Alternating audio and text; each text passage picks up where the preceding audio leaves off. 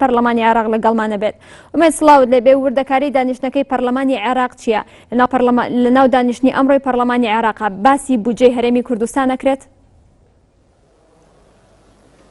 بەڵێ تەفگەر سڵاو کاماژت پێکرد لە هەواڵەکەشدا ئەمڕۆ ئەنجومەنی وەزیران لە کۆبوونەوەدایەوە تا کۆبوونەوەکان ناسایە سەبارەت بە بودجەی ساڵی 2016 ڕەشنووسی پرۆژە یاسای بودجەی ساڵی 2016 ئەلبەتە و ڕەشنووسی کە لە ئێستادا لە ئەنجومەنی وەزیرانە دەبوو دەی ئەم مانگە بگەیشتاتە بینای پەرلەمان بۆ دەنگدان لەسەری، بەڵام سەرجەم لایەنە سیاسەکان لەسەری متفقن بۆ پێی کە پرۆژە یاساکە عەجزێکی زۆری تایە، واتە لە 128 ڕەشنووسی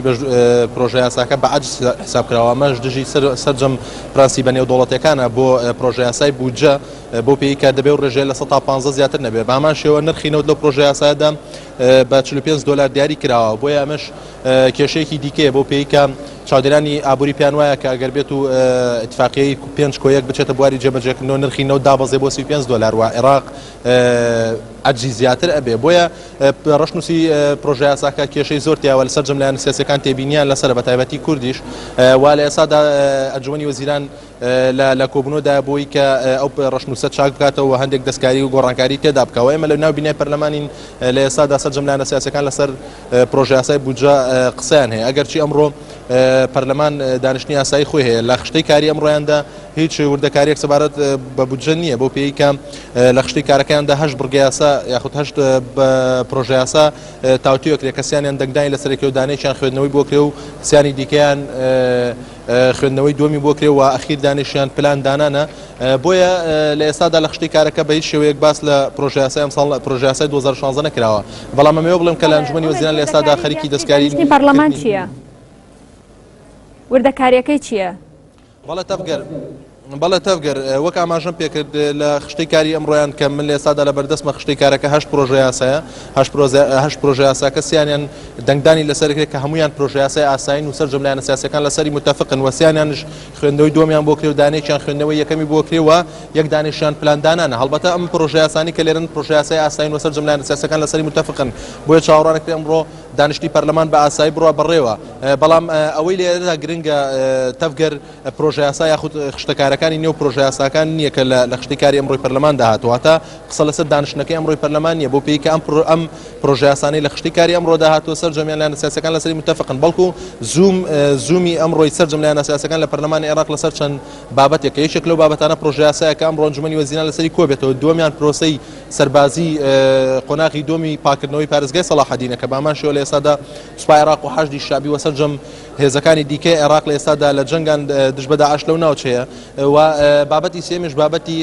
کێشە و گرفتەکانی هەرێمی کوردستانە، ئەوش بۆتە پرسێکی گرنگ لەناو پەرلەمانی عێراق. بۆیە تەفگەر زوومی لایەنە سیاسیەکان لەسەر ئەم خشتەکارە نییە کە ئەمڕۆ لە بەردەستمان ناوەڕۆکەکەی چەند پرۆژە یاسایەکن کە سەبارەت بە پەیوەندیەکانی دەرەوەی حکوومەتی عێراقیە و لە ئێستادا ئەم پرۆژە یاسانە دانراوە بە تەنها بۆ پڕکردنەوەی خشتەی کارە بەپێی وتەی لایەنە سیاسیەکان، چونکە پرۆژە یاسای زۆر لەمە گرنگتر هەیە دەبوو پەرلەمان باسی لێو بکردایە. بۆ نمونە پرۆژە یاسای پاسەوانی نیشتیمانی کە لە ماوەی ساڵی ڕابردووە دەنگدانی خوێندنەوەی دومی بۆ کراوە، بەڵام تا ئێستا لایەنە سیاسیەکان متفقین لەسەرەوەی بڕاتە بواری جێبەجێکردنەوە. بۆیە ئەمەوە بڵێم تەفگەر لایەنە سیاسیەکان دەستەی سەرۆکاتی پەرلەمان بۆ تومەتبار دەکەن کە تەنها خشتەی کارەکانی بە پرۆژە یاسای ئاسایی پڕ دەکاتەوە و ئەو پرۆژە یاسا گرنگانەی فرامۆش کردو. ئەمەوەش بڵێم تەفگەر لە ئێستادا ئەنجومەنی وەزیرانش 56 پرۆژە یاسای گرنگی کشانۆتەوە بۆ ئەنجومەن بۆ پێی کە بە بیانوویەوەی لەگەڵ پرۆسە چاکسازەکانی حەیدەرعەبادی دانا گونجەوهین حکوومەتەکانی ڕابردووە. ئەمەش لە هەمان کاتە کێشەی بۆ دەستەی سەرۆکاتی پەرلەمان دروست کردووە بۆ پێی کە ئەو پرۆژە یاسانە لە بەرنامەی دەستەی سەرۆکاتی پەرلەمان منتابێت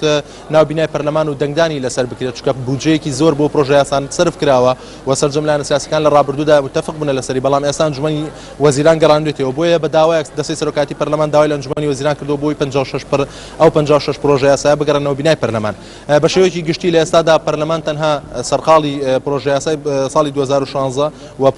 پرۆسەی چەکداریەکانی سنووری پارێزگای سەلاحەدین و سێمیشان ئەو کێش و گرفتانی کە لە هەرێمی کوردستان. ئومێد سەرجەم فراکسیۆنە کوردیەکان یاخود سەرجەم فراکسیۆنەکان لە ناو پەرلەمانی عێراق یەک هەڵوێستن لەسەر پرۆژە یاسانی کە ئەمڕۆ لە پەرلەمانی عێراق باسەکرێت؟ بەڵێ لە ڕاستیە تەفگەر وەک ئاماژەم پێکردنەک تەنها کوردلایەنیشی ئەو سونەش لەسەر ئەم پرۆژەیاسان چکە پرۆژەیاسەکان زۆر سادە و ئاساین بۆ نمونە لێرەدا باس لە پەیوەندیەکانی حکوومەتی عێراقی و هاوپەیمانی ڕۆتردام دەکاتوە لە دانەیەکدا کە لە پڕگەی چوارەم داهاتوە دەنگدان لەسەر پرۆژەیاسای پەیوەندیەکان یاخود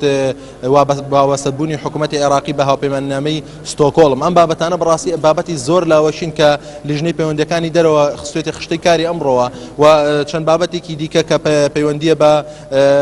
هاوپەیمانەتی عێراق لەگەڵ حکوومەتی ئیسلامی ئێرانی لەسەر چەند پرسێکی لاوەشی بۆیە ئەم خشتەی کاری ئەمڕۆ لەسەری تەنها کورد ناشی ئەو سونەش لەسەری متفقن زۆر پرۆژەیاساکان ئاساین پرۆژەیاساکان ئەو پرۆژەیاسانی کە گرنگ و لایەنە سیاسەکان ناکۆکن لەسەری دەستەی سەرۆکایەتی پەرلەمان تا ئێستا نەیخستۆتە خشتەی کارەوە بڕیارە دانیشتەکانی داهاتوودا بە فشاری لایەنە سیاسەکان ئەو پرۆژەیاسانی یاخود بە فشاری لیژنەکانی نێو پەرلەمان ئەو پرۆژەیاسانە بچنە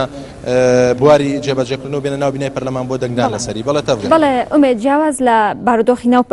جیاواز لە پرسەکانی ناو پەرلەمان تۆ لە قەزای بێجی بووی بارودۆخی قەزای بێجی چۆن بوو دوایین ڕوودا و پێشهاتەکانی قەزای بێجی چی بوون؟ بەڵێ لە ڕاستیە تەفگەر ئێمە درنگانێکی شەوی ڕابردوو کاتژمێر 12 و 20 خولێکی شەو گەیشتینەوە بەغدا لەگەڵ سوپای عێراق و حەشدی شابیشە بۆیە ئەو پێشاتانی کە هەتا تیمی NRT لێوا بوو ئەوەیە کە ئێمە راپۆرتێکشمانە بێت کاتژمێر 8 لەسەر ئەو بابەتە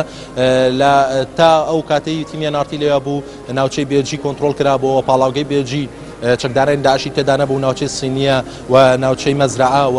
نزیکەی 37 گوندی ئەو سنوورەش پاکرابەوە لە چەکدارانی داعش هەڵبەتە لە پرۆسەکەدا 18 کەتیبەی حەشدی شابی بەشدار بوو بە هەمانگی لەگەڵ سوپای عێراق و پۆلیسی ئیتیحادی و فڕۆکە جەنگیەکانی عێراق ئەمەوە بڵێم کە ئەوەی ئێمە لێوە بینیمان ئەوەیە کە کشانەوەی چەکدارانی داعش بە شێوەیەکی خێرا و گرنگترین ئەو ڕێگایی کە مووسڵ بە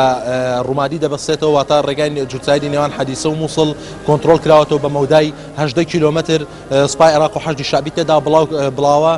پێکراوەوە ئەم بە پێی زانیاریەکانی ئێمە ئەو کاتێک کە ئێمە گەڕاینەوە ژووری ئەو ئۆپراسیۆنەکانی حەشدی شابی ئاماژیان بۆ کرد کە ئەم شەو شەرگات بردومان دەکرێەوە من ئەمڕۆ پەیوەندیم بە سەرکردایەتی حەشدی شابیەوە کرد لەو سنوورە ئاماژیان بۆ کرد کە لە درنگانێکی شەوی ڕابردووە ناو سنتەری شەرگات دەست بە بردومان کراوە بە فڕۆکە جەنگیەکان و موشک لە ناوچەی ژووری عملیاتی خۆیاندەوە لە سەربازگەی سپایکەرەوە شەرگات بردومان دەکەن و ئاماژەی بۆ کرد لە ئێستادا بردومانەکان تەواو بووە بۆیە شەوان تەنها بە بردومانی فڕۆکە جەنگیەکان و موشکەوە بە ڕۆژش سەربازی پیادە یاخود چەکداران بە شێوەی پیادە دەست بە ئۆپراسیۆنەکە دەکەن وا چاوەڕوانەکرێت ئەمڕۆ دەست بە ئۆپراسیۆنی کۆنتڕۆڵکردنەوەی شەرگات بکرێ و بە کۆنتڕۆڵکردنەوەی شەرگاتیش ئۆپراسیۆنەکە لە 100% کۆتایی پێدێ و دەست بە ئۆپراسیۆنی دووەم ئەکرێت کە ئۆپراسیۆنی یاخود پلان بۆ کۆنتڕۆڵکردنەوەی ئەو سنوورانەی مووسڵ دائەنرێت کە بە پاکردنەوەی شەرگات تەواوی پارێزگای مووسڵ یاخود تەواوی پارێزگای سەلاحەدین پاکەکرێتەوە و ژووری عملیات یاخود هێز هاوبەشەکانی عێراق پلان بۆ داڕشتنەوەی یاخود داڕشتنەوە بۆ پلانی کۆنتڕۆڵکردنەوەی مووسڵ دەکات بەڵێ تەفگەر